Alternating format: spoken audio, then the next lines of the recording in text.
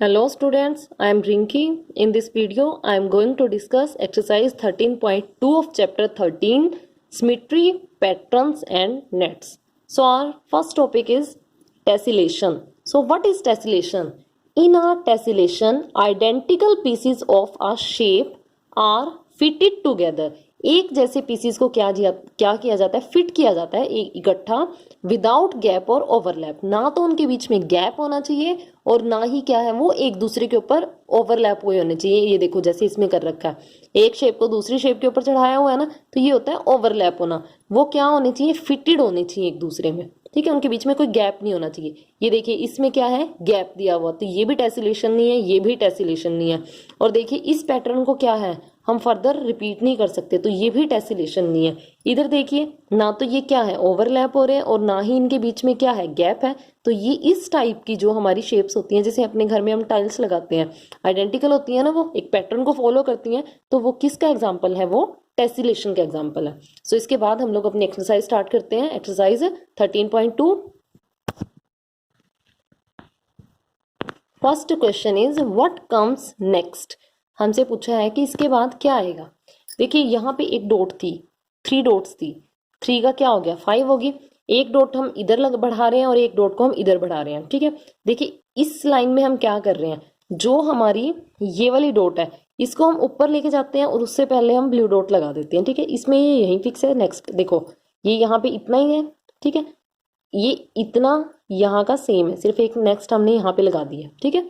ये काम करा है। यहाँ हम क्या करते हैं, एक ब्लू डॉट यहाँ ऐड कर देते हैं और इस येलो वाली डॉट को हम ऊपर खिसका देते हैं, ठीक है। सेम काम यहाँ पे है, तो इसे नेक्स्ट वाले में क्या होगा, क्या करेंगे, यहाँ पे एक ब्लू डॉट आ जाएगी, ठीक है।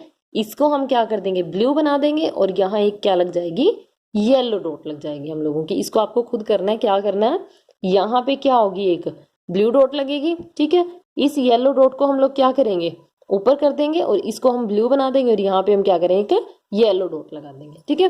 नेक्स्ट है टिक द शेप दैट टेसिलेट। इनमें से हमें ये बताना है कि टेसिलेट कौन सी शेप कर रही है, मीन्स टेस्टिलेशन को फॉलो कौन सी शेप कर रही है। देखिए ये देखिए नहीं, क्योंकि यहाँ पे क्या है, इनके बीच में देखो गैप है, इनके बीच में। इधर भी ये देखिए ये क्या है, टाइटली पैक नहीं है, गैप है इधर भी। ये देखिए ये टाइल्स वाले पैटर्न को फॉलो कर रही है, तो ये हमारी क्या है, टेसिलेशन है। ये भी नहीं है, ये भी नहीं है, और इधर भी देखो ये क्या है, हमारा गैप है, तो ये भी हमारी टेसिलेशन नहीं है।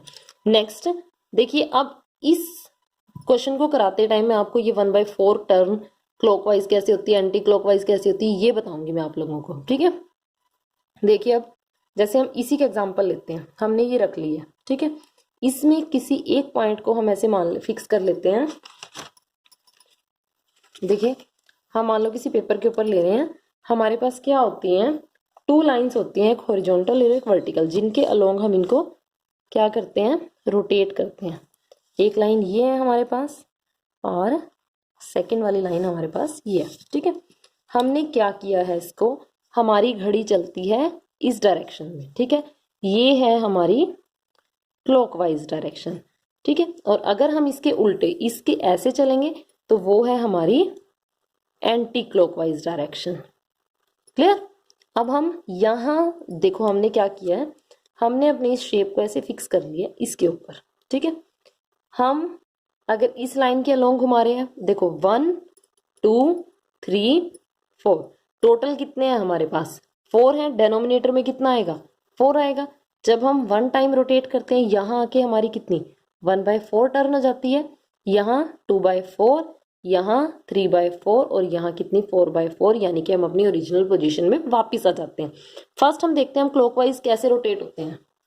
देखिए हमें क्या करना है, हमने कोई भी एक पॉइंट ऐसे, देखो हमने अपनी पेंसिल ना यहाँ रख ली, इसके ऊपर हमने ये फिक्स कर लिया है यहाँ पे, ठीक है। उसके बाद हम क्या कर रहे हैं, देखो हम इसी के अलोंग इसको ना देखो रोटेट करते हैं।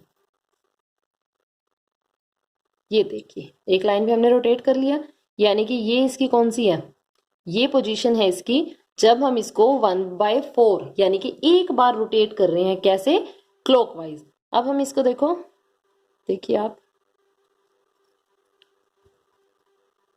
ये हमने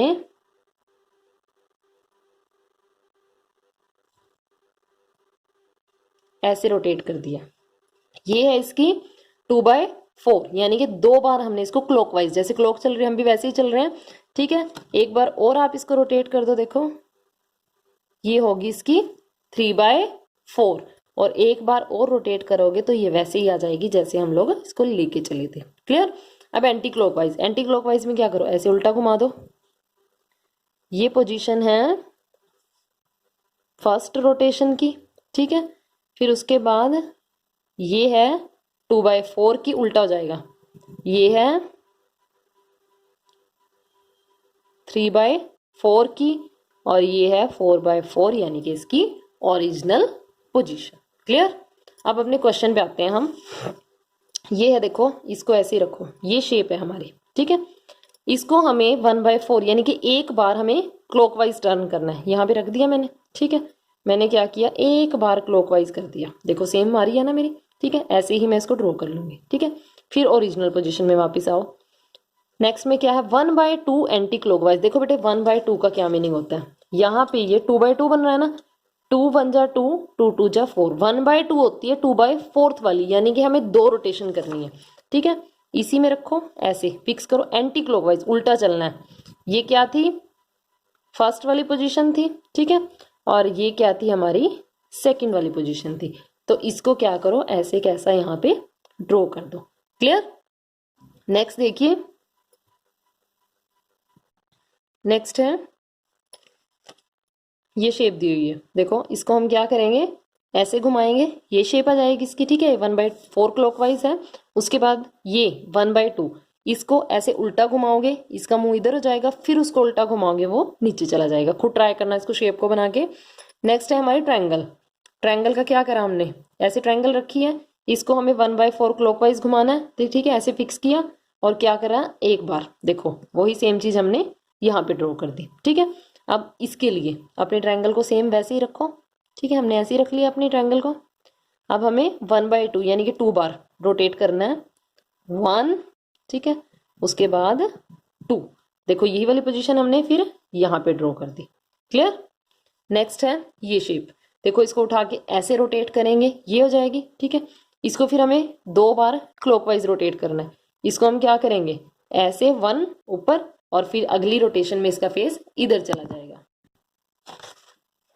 देखिए बेटा ये है, इसको हमें पहले तो 1/2 रोटेट करना, 1/4 सॉरी, सिर्फ एक ही रोटेशन देनी थी। देखो ये आ गई, ठीक है, ये तो हो गई हमारी। अब हमें इसको 2 बार एंटी क्लॉकवाइज घुमाना है। वापस इसको इसी पोजीशन में रखिए, ठीक है। हमने रख लिया इसको वापस इसी पोजीशन में। 1 टाइम ऐसे गई है, और सेकंड टाइम क्या होगी, ये वही चीज हमने क्या है यहाँ पे ड्रॉ कर दिया। ऐसे हम क्या करते हैं, इनको रोटेट करते हैं। तो ये थी हम लोगों की एक्सरसाइज 13.2। Thank you students.